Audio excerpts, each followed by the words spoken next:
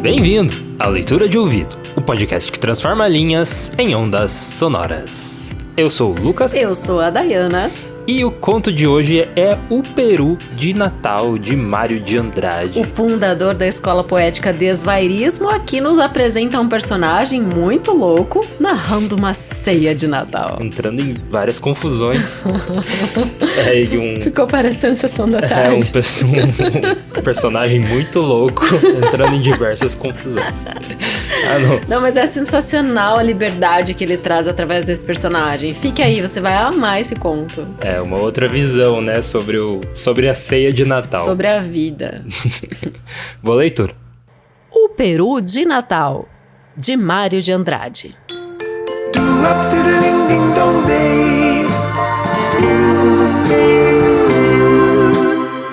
O nosso primeiro Natal de família, depois da morte de meu pai, acontecida 5 meses antes, foi de consequências decisivas para a felicidade familiar.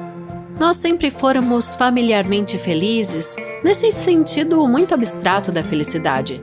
Gente honesta, sem crimes, lar sem brigas internas, nem graves dificuldades econômicas. Mas devido principalmente à natureza cinzenta de meu pai, ser desprovido de qualquer lirismo, de uma exemplaridade incapaz, acolchoado no medíocre, sempre nos faltar aquele aproveitamento da vida, aquele gosto pelas felicidades materiais, um vinho bom, uma estação de águas, aquisição de geladeira, coisas assim. Meu pai fora de um bom errado, quase dramático, o puro sangue dos desmancha-prazeres. Morreu meu pai, sentimos muito, etc. Quando chegamos nas proximidades do Natal, eu já estava que não podia mais para afastar aquela memória obstruente do morto, que parecia ter sistematizado para sempre a obrigação de uma lembrança dolorosa em cada almoço, em cada gesto mínimo da família. Uma vez que eu sugeri à mamãe a ideia dela ir ver uma fita no cinema, o que resultou foram lágrimas. Onde se viu ir ao cinema de luto pesado? A dor já estava sendo cultivada pelas aparências, e eu, que sempre gostara apenas regularmente de meu pai, mais por instinto de filho que por espontaneidade de amor, me via a ponto de aborrecer o bom do morto. Foi de certo por isso que me nasceu, esta sim, espontaneamente, a ideia de fazer uma das minhas chamadas loucuras. Essa fora, aliás, e desde muito cedo, a minha esplêndida conquista contra o ambiente familiar, desde cedinho, desde os tempos de ginásio, em que arranjava regularmente uma reprovação todos os anos, desde o beijo às escondidas numa prima aos 10 anos, descoberto por tia velha, uma detestável de tia. E principalmente desde as lições que dei ou recebi, não sei, de uma criada de parentes. Eu consegui no reformatório do lar e na vasta parentagem a fama conciliatória de louco. É doido, coitado, falavam. Meus pais falavam com tanta tristeza condescendente, o resto da parentagem buscando exemplo para os filhos e provavelmente com aquele prazer dos que se convencem de alguma superioridade. Não tinham doidos entre os filhos, pois foi o que me salvou essa fama. Fiz tudo o que a vida me apresentou, e o meu ser exigia para se realizar com integridade. E me deixaram fazer tudo, porque eu era doido, coitado. Resultou disso uma existência sem complexos, de que não posso me queixar nada. Era costume sempre na família a ceia de Natal. Ceia reles, já se imagina. Ceia tipo meu pai. Castanhas, figos, passas, depois da missa do galo. Empanturrados de amêndoas e nozes, quando discutimos os 3 manos por causa do quebra-nozes. Empanturrados de castanhas e monotonias. A gente se abraçava e ia pra cama. Foi lembrando isso que arrebentei com uma das minhas loucuras. Bom, no Natal quero comer peru. Houve um desses espantos que ninguém não imagina. Logo, minha tia solteirona e santa que morava conosco advertiu que não podíamos convidar ninguém por causa do luto. Mas quem falou de convidar ninguém? Essa mania! Quando é que a gente já comeu peru em nossa vida? Peru aqui em casa é prato de festa. Vem toda essa parenteada do diabo. Meu filho, não fale assim. Pois falo, pronto. E descarreguei minha gelada indiferença pela nossa parentagem infinita, diz que bem-vinda do bandeirante, que bem me importa. Era mesmo o momento para desenvolver minhas teorias de doido, coitado. Não perdi a ocasião. Me deu de supetão uma ternura imensa por mamãe e titia. Minhas 2 mães, 3 com minha irmã. As 3 mães que sempre me divinizaram a vida. Era sempre aquilo. Vinha aniversário de alguém e só então fazia um peru naquela casa. Peru era prato de festa.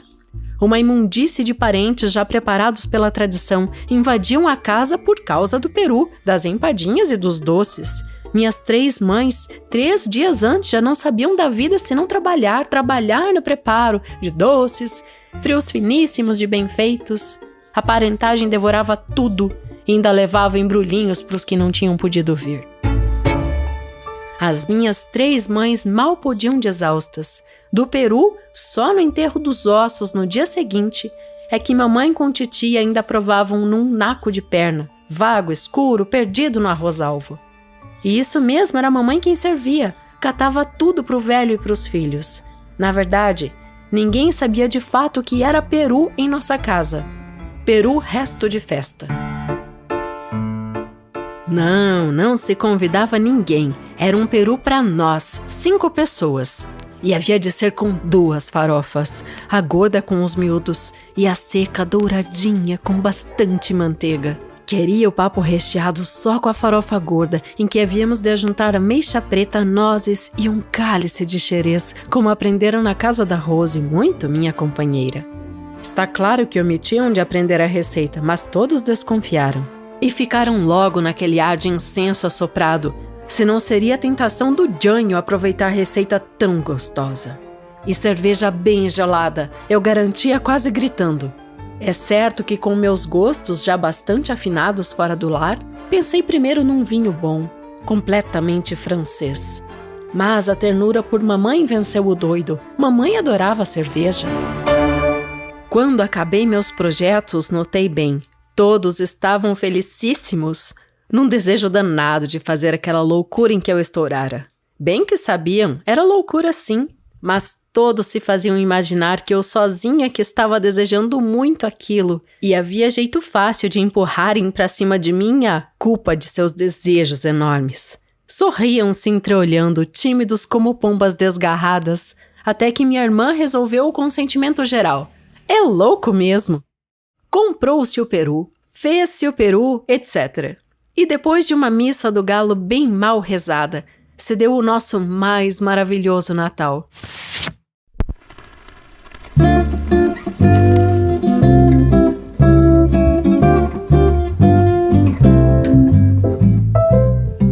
Foi engraçado. Assim que me lembrara de que finalmente ia fazer mamãe comer peru, não fizera outra coisa aqueles dias que pensar nela, sentir ternura por ela, amar minha velhinha adorada. E meus manos também estavam no mesmo ritmo violento de amor, todos dominados pela felicidade nova que o peru vinha imprimindo na família. De modos que, ainda disfarçando as coisas, deixei muito sossegado que mamãe cortasse todo o peito do peru. Um momento, aliás, ela parou, feito fatias um dos lados do peito da ave, não resistindo àquelas leis de economia que sempre a tinham entorpecido numa quase pobreza sem razão. Não, senhora, corte inteiro, só eu como tudo isso. Era mentira. O amor familiar estava por tal forma incandescente em mim que até era capaz de comer pouco só para que os outros 4 comessem demais. E o diapasão dos outros era o mesmo. Aquele peru comido a sós, redescobrir em cada um o que a cotidianidade abafara por completo. Amor, paixão de mãe, paixão de filhos. Deus me perdoe, mas estou pensando em Jesus. Naquela casa de burgueses bem modestos, estava se realizando um milagre de amor digno do Natal de um Deus. O peito do peru ficou inteiramente reduzido a fatias amplas. Eu que sirvo. É louco mesmo. Pois por que havia de servir se sempre mamãe servira naquela casa? Entre risos, os grandes pratos cheios foram passados para mim e principiei uma distribuição heróica, enquanto mandava meu mano servir a cerveja. Tomei conta logo de um pedaço admirável da casca, cheio de gordura, e pus no prato. E depois vastas fatias brancas. A voz severizada de mamãe cortou o espaço angustiado com que todos aspiravam pela sua parte do peru. Se lembre dos seus manos, Juca. Quando que ela havia de imaginar, a pobre, que aquele era o prato dela, da mãe, da minha amiga maltratada, que sabia da Rose, que sabia meus crimes, a que eu só lembrava de comunicar o que fazia sofrer. O prato ficou sublime. Mamãe, este é o da senhora. Não, não passe não. Foi quando ela não pôde mais com tanta comoção e principiou chorando. Minha tia também, logo percebendo que o novo prato sublime seria o dela, entrou no refrão das lágrimas. E minha irmã, que jamais viu lágrimas sem abrir a torneirinha também, se esparramou no choro. Então principiei dizendo muitos desaforos para não chorar também. Tinha 19 anos. Diabo de família besta que via peru e chorava? Coisas assim. Todos se esforçavam para sorrir, mas agora é que a alegria se tornara impossível. É que o pranto evocara por associação a imagem indesejável do meu pai morto. Meu pai, com sua figura cinzenta, vinha para sempre estragar nosso Natal. Fiquei danado. Bom, principiou-se a comer em silêncio, lutuosos, e o peru estava perfeito. A carne mansa, de um tecido muito tênue, boiava fagueira entre os sabores das farofas e do presunto. De vez em quando ferida, inquietada e redesejada pela intervenção mais violenta da ameixa preta e o estorvo petulante dos pedacinhos de nós. Mas papai, sentado ali, gigantesco, incompleto, uma censura, uma chaga, uma incapacidade. E o peru estava tão gostoso, mamãe por fim sabendo que peru era manjar mesmo, digno do Jesusinho nascido. Principiou uma luta baixa entre o peru e o vulto de papai. Imaginei que gabar o peru era fortalecê-lo na luta, e está claro, eu tomara decididamente o partido do peru. Mas os defuntos têm meios visguentos, muito hipócritas de vencer. Nem bem gabei o peru que a imagem de papai cresceu vitoriosa, insuportavelmente obstruidora. Só falta seu pai. Eu nem comia, nem podia mais gostar daquele peru perfeito, tanto que me interessava aquela luta entre os dois mortos. Cheguei a odiar papai. E nem sei que inspiração genial de repente me tornou hipócrita e político. Naquele instante que hoje me parece decisivo da nossa família. Tomei aparentemente o partido de meu pai. Fingi, triste. É mesmo. Mas papai, que queria tanto bem a gente, que morreu de tanto trabalhar para nós. Papai lá no céu há de estar contente. Hesitei, mas resolvi não mencionar mais o peru. Contente de ver nós todos reunidos em família. E todos principiaram muito calmos, falando de papai. A imagem dele foi diminuindo, diminuindo, e virou uma estrelinha brilhante do céu. Agora todos comiam o peru com sensualidade, porque papai fora muito bom, sempre se sacrificara tanto por nós. Fora um santo, que vocês, meus filhos, nunca poderão pagar o que devem a seu pai. Um santo. Papai virara santo, uma contemplação agradável, uma inestornável estrelinha do céu. Não prejudicava mais ninguém, puro objeto de contemplação suave. O único morto ali era o peru, dominador, completamente vitorioso. Minha mãe, minha tia, nós, todos alagados de felicidade. Ia escrever felicidade gustativa, mas não era só isso não. Era uma felicidade maiúscula, um amor de todos, um esquecimento de outros parentescos distraidores do grande amor familiar. E sei que foi aquele primeiro peru comido no recesso da família, o início de um amor novo, reacomodado, mais completo, mais rico e inventivo, mais complacente e cuidadoso de si. Nasceu de então uma felicidade familiar para nós que, não sou exclusivista, alguns a terão assim grande, porém mais intensa que a nossa, me é impossível conceber. Mamãe comeu tanto peru que um momento imaginei aquilo podia lhe fazer mal, mas logo pensei, que faça, mesmo que ela morra, mas pelo menos que uma vez na vida coma peru de verdade. A tamanha falta de egoísmo me transportara o nosso infinito amor. Depois vieram umas uvas leves e uns doces, que lá na minha terra levam o nome de bem-casados.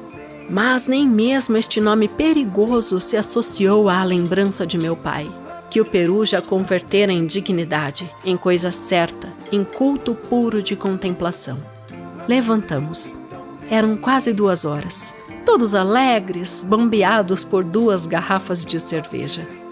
Todos iam deitar, dormir ou mexer na cama. Pouco importa, porque é bom uma insônia feliz. O diabo é que a Rose, católica antes de ser Rose, prometera me esperar com uma champanhe. Para poder sair, menti. Falei que ia a uma festa de amigo. Beijei mamãe e pisquei para ela.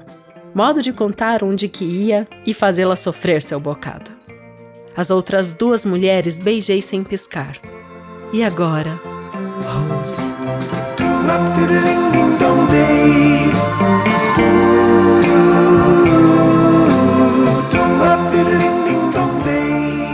E esse foi o Peru de Natal, de Mário de Andrade. Que delícia essa música. Solta o som de novo, DJ. Tá tocando aí, olha, esse episódio, aquele que vale o seu like, mas no Spotify não tem like, né? Vale você passar no grupo do WhatsApp, né, da família. Nós aqui chorando, dando risada de um chorando por causa de um peru aqui. Nossa, sensacional, né? No grupo da família. O que eu gostei muito é o clima natalino que evoca, né? O Mário de Andrade, ele traz, assim... E eu acho que você foi muito feliz em escolher as trilhas do episódio, até porque ele era pianista, né? Musicólogo, um grande estudante de música, assim, professor também de música. Acho que você honrou o legado de Mário de Andrade nesse episódio, Lucas. Na verdade, são só 2 trilhas, né, que tocam. Mas muito marcantes. Tem o Jingle Bell, que toca ali no meio, né, que como se fosse um vinil rodando de fundo da janta deles, né. Muito bom. E essa do Enquanto final aqui as latinhas vão abrindo. Agora, é demais. Barulho satisfatório, né? Muito bom. É barulho de fim de ano, gente. Já curta. Ai, um happy hour. Toda vez evoca um happy hour, esse barulhinho. Também tem o da champanhe, né? Muito demais. Olha, eu achei, assim, a forma como ele coloca, né? Esse filho de um pai desmancha prazeres, né? Que é assim, inclusive ele usa esse termo ao longo do texto. Uhum. Bom lembrar que quem tá narrando, então, é o Juca, e ele tem 19 anos. Essas 2 informações, elas ficam perdidas no meio do diálogo ali, e eu relacionei. Fica perdida mesmo. Mas é legal essa descrição. Eu acho que sim, também. Utilizada dessa forma, não parar a história pra descrever, né? Mas a descrição do personagem tá incutida ali no meio. O Mário de Andrade se preocupou em descrever que o menino, que tava falando dele mesmo e da família, do universo, desde pequenininho, por todas as suas travessuras, diziam, mas o Juca é louco mesmo, é coisa de doido que esse menino faz. E ele encarnou essa loucura, entre aspas, né, de uma forma tão leve, que é sensacional, porque você percebe assim, puxa vida, né, às vezes as pessoas são taxadas com determinados nomes, né, palavras assim dentro da família, ou até levam o título de ovelha negra, e olha como é bom às vezes ser o diferentão, né, esse texto nos prova isso. Você se identifica assim, porque às vezes tem Natal que você pensa, não, esse Natal eu vou fazer um pouco diferente, ano passado foi ruim, tinha muita gente que eu nem conhecia, vamos fazer diferente. Daí acaba chegando no dia do Natal e você vê que tá tudo a mesma coisa, não? Mas a gente vê esse movimento, né, de você... Toda a parentaiada do diabo tá junto, né? Do Janho, né? Igual ele fala. Então, teve... Hoje o Natal da nossa família é muito mais com as pessoas ali o núcleo, mais intimista. O núcleo que se ama ali de verdade, né? Porque às vezes faz uma festona enorme pra um monte de gente, daí tem meia dúzia que quer se matar ali no meio. Não, eu achei esse termo, assim, eu acho que ele resume muita coisa do que são as reuniões de família, né? Sim, isso aí também muito real de, preparar todas as coisas e tal pra vir aparentaiada e comer tudo e ir embora. Morrer trabalhando e você nem conseguir usufruir daquilo. E sair reclamando ainda, né? Que não teve isso, que não teve aquilo. Já aconteceu, né? Já aconteceu. Eu me identifiquei muito com essa história. Eu também, achei demais. Bom, a gente tem que lembrar que o Mário de Andrade, ele tá aí há um século atrás de nós apenas, né? Ele, ali há 100 anos atrás, ali, quando a gente teve a Semana de Arte Moderna, ele foi um dos que mais se destacou porque ele criou, né, o prefácio interessantíssimo ali na Pauliceia Desvairada, que foi como um manifesto, a gente já trouxe em outros episódios, né? Então, é como se o Mário estivesse aqui, no entardecer de ontem, assim, aqui pertinho da gente. E o texto dele traduz muito o que a gente vive hoje. Com certeza.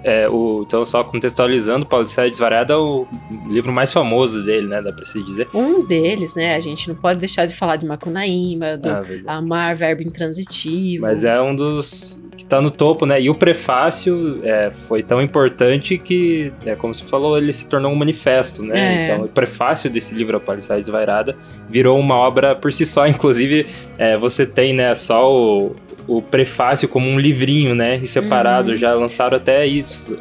Não me lembro se sim, um livrinho bem fininho, assim. Tá. É porque que eles lançam de você bolso. Você não tá confundindo com o prefácio de Cromwell? Não, é o prefácio. Que é do Charles Baudelaire. Interessantíssimo. Eu já vi o livrinho bem pequenininho, legal. assim, de bolso. Nossa. Que é separado.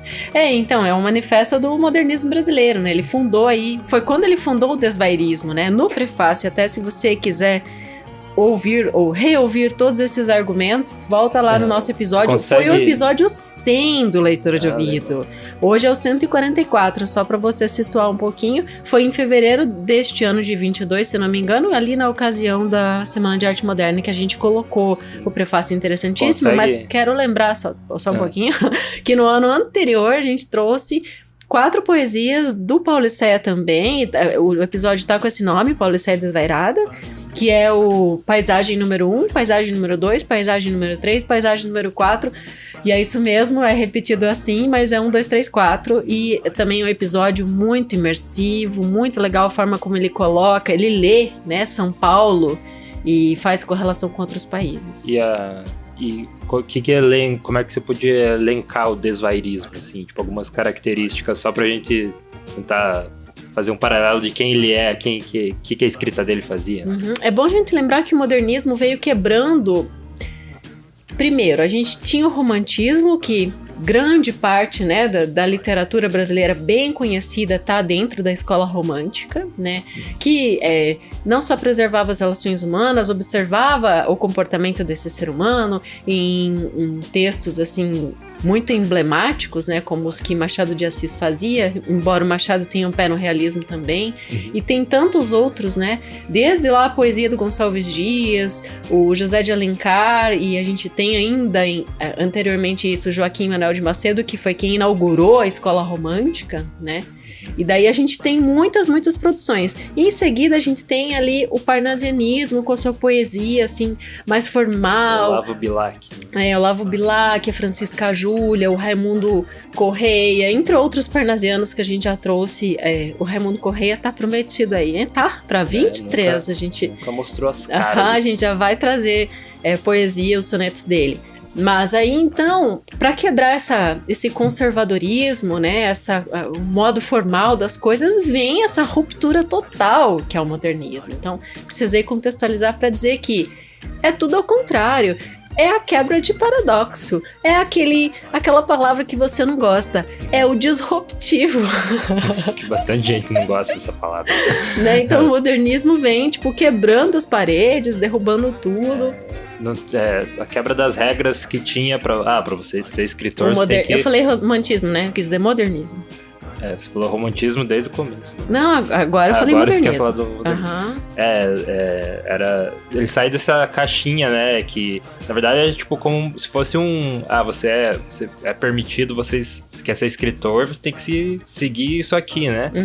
E tipo, que dá pra traçar de paralelo, é como se fosse quando o rock and roll apareceu. Assim, legal, fale mais sobre isso. Que daí quebrou todas as regras, né?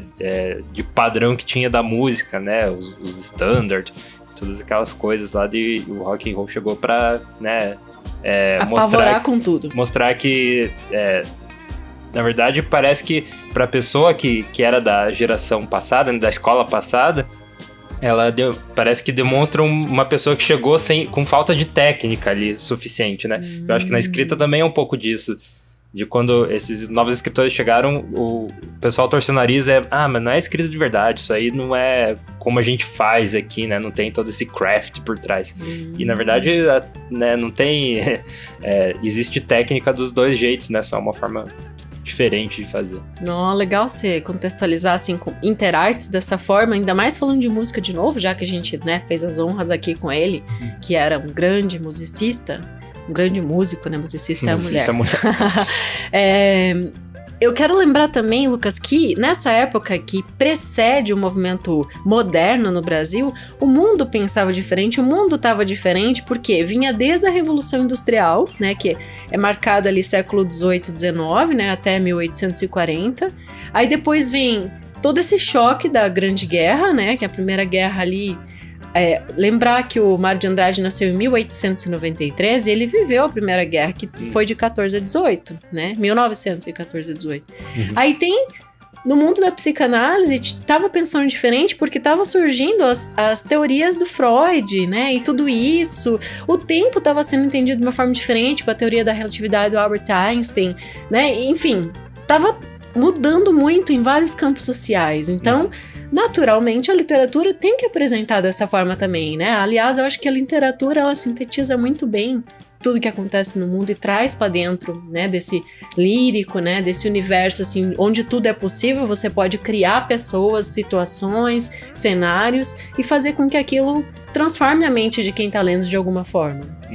E esse conto, Peru de Natal, ele transforma, porque você fica com aquela água na boca, aquela vontade de provar esses dois tipos de farofa, né? Uma mais gordinha, outra mais sequinha, né? Você fica com essa vontade de romper com essas leis de economia, fazer uma ceia bem gostosa, né? Que é essas leis de economia que que a mãe do Juca ali trouxe a vida toda. E não vamos culpar esse pai que tá morto, né? Ele nem pode se defender. Na verdade, ele cita até com certa frieza, porque ele mesmo narra, né, a história. Sim. Então ele cita com uma frieza de, morreu, muito choro, aquelas coisas, etc. Né? E isso dá de... e daí também tem esse movimento de... na hora que veio a sombra, né, do pai falecido ali, se for pensar nele muito novo, com 19 anos, né, acontecer isso. Então tem muita frustração ali entre essa família, né, tipo, restringida. Então dá pra perceber que quando vem essa sombra do pai, né, sobre eles ali depois do jantar, né, ou durante, né, não deu pra entender se tinha acabado já, mas estavam ali na mesa, teve esse down na festa, né, todo mundo ficou no fundo do poço, e daí ele ficou com essa de, veio de novo meu pai pra, né, acabar com a festa e tal, e daí aquilo lá passou na cabeça dele e ele falou, acabou concordando com a mãe, né, ele faz muita falta, é mesmo. Daí a partir disso, né, tipo, dele admitir essa falta que faz, porque muito dessa frustração dele... É meio que um plot twist no conto, essa frustração dele vinha porque ele tava sentindo falta, né, daí tava daí houve a aceitação, né, do luto, que sempre chega a parte da aceitação. E daí, a partir disso, que daí ele contou lá, que daí ele subiu ao céu, virou uma estrelinha e tal. Uma historinha contada pra criança. Todo mundo ficou feliz de novo, e daí ele foi pra... Depois beijou as irmãs, e daí saiu com a Suzana lá. Não, com a Rose. Eu até ia falar sobre isso, porque quando a pessoa morre, a gente normalmente oferece flores, né? E eu acho que essa escolha do Mário de Andrade, de escolher o nome da namorada, Rose, tem a ver com isso também, nossa, sabe? Faz todo sentido. É meio profundo, mas... Sim, então tem legal. Essa... E eles abrem champanhe. Não, era vinho. Foi vinho. Não, com a Rose tá esperando ele com uma champanhe. É verdade. Na janta foi vinho e cerveja, né? Então tem essa mensagem que não tá escancarada, mas tá, tipo, colocada de uma forma que encaixa muito bem com a história, assim, né? Ele te mostrou, ele não ficou falando nada. Então ele te mostrou que teve essa aceitação do luto da família, que daí... Depois disso que eles conseguiram, que parece que a felicidade voltou de verdade ali, né? Que as coisas se voltaram no lugar, porque daí eles aceitaram de verdade, né? E que satisfação ver a mãe comer esse prato sublime, né? Com o peito do peru, tudo muito bem servido. E ele mesmo fez questão de servir. E, claro, como pano de fundo, a gente tem uma crítica ao patriarcalismo na figura desse pai já morto, né? Narrado pelo adolescente ali. Muito bom, eu gostei demais, assim, desse conto e eu acho que ele, nesse momento, assim, trazer essa reflexão é bem interessante pra gente poder Enfim, viver esse momento que tá chegando aí em família, né? Ou com a família que você elegeu pra si, os seus amigos, etc.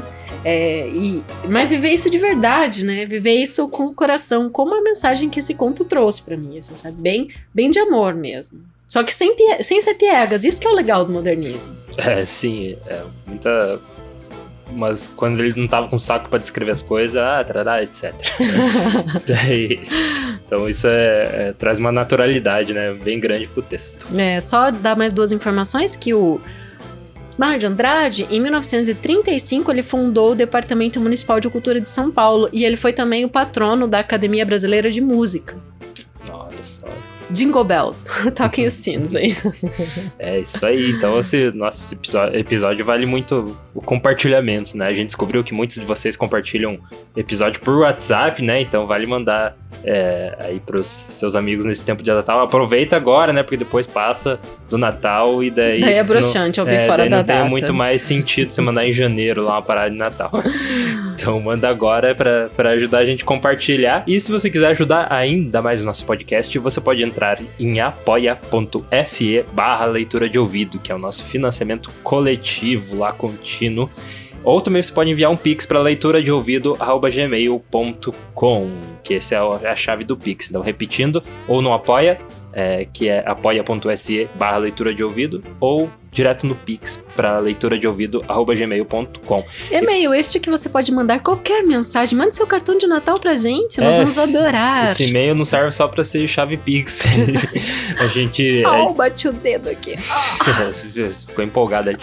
Ele serve também pra gente mandar, né, as nossas mensagens pros nossos apoiadores, porque todo mundo que apoia a Leitura de Ouvido recebe, assim, um estudo aprofundado. A gente começou agora a mandar pra todo mundo. Quando a gente entrou no financiamento em abril de 21, a gente mandava a partir de R$15 de apoio, mas agora pegou geral.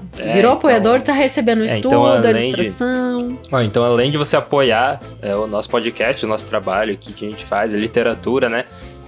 As histórias, você também vai receber no seu e-mail um estudo aprofundado, assim, uma mensagem direta da gente, né? E também vai entrar aqui nos nossos créditos finais, que são eles: Adalberto Machado Santos, Adriana Mairink com a editora Infinita Lisboa, Bruno Guedes com o Grupo Danco, Cristiane Bastos Cota, Cláudia Lubi, Daniela Caroline de Camargo Veríssimo, Felipe Cronato, Isabel Araújo Alves, Jaqueline Conte, Kênia Garcia Bento Torquato, Marcos Vinícius, Maria Lúcia Rick Bard, Marcelo Machado, Matheus Simão Brum, Nariel Arruda Borba, Paulo Moura, Rafael Antunes, Raimundo Gabino dos Santos, Rosângela Marquesi, Selma Nunes, Sérgio Juarez Rico da Luz e Zenilda Ribeiro. Obrigado aí, apoiadores do Leitura de Ouvido, e obrigado por você nos acompanhar até agora. Tenha um Feliz Natal. Mas calma, vai ter volta. mais um, né? Tem mais 2 episódios Antes de do Natal. Não, tô falando 2 que episódios vai ter de esse Natal. e daí vai ter mais um depois. Mais 2. Antes do Natal? Antes do dia 25? 2? Um na semana que vem e o outro dia 24, na véspera de bem Natal. na véspera. Então, aí, Ai, gente, foi sim. aguardem. A gente que ajudando a acender o clima natalino. Como você no seu nunca viu coração. na história deste podcast, vai ser o episódio. Nossa, vai ser muito bom. Por agora a pressão tá alta. E a gente vê na próxima leitura.